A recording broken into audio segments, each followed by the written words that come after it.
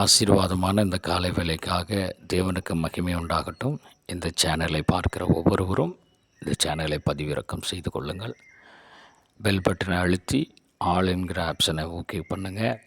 தொடர்ந்து கர்த்தருடைய வார்த்தையை நீங்கள் தினமும் கேட்கலாம். யூடியூப்பில் உங்களுக்கு வரும். கர்த்தர் உங்களை ஆசீர்வதிப்பாராக. இன்றைய தியானத்திற்காக நீதிமொழிகள் 3ஆம் அதிகாரம்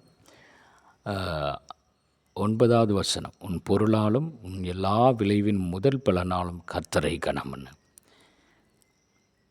10வது வசனம். அப்பொழுது உன் களஞ்சியங்கள் பூரணமாய் நிரம்பும், உன் ஆலைகளில் திராட்சரசம் புரண்டோடும்.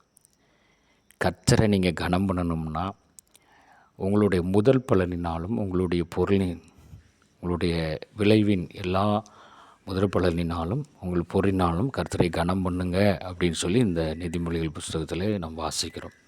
அப்படி நீங்கள் கனம் பண்ணினீங்கன்னா உங்கள் களஞ்சியங்கள் பூரணமாய் நிரம்பும், உங்கள் ஆலைகளில் திராட்சரசம் புரண்டோடும். அப்படின்னா ஆசீர்வாதம் உங்களுக்கு பூரணமாக கிடைக்கும். அதாவது கர்த்தருடைய ஆசீர்வாதம் ஐஸ்வர்யத்தை தரும், அதனுடைய அவர் வேதனையை கூட்டார் என்று வேதம் சொல்கிறது.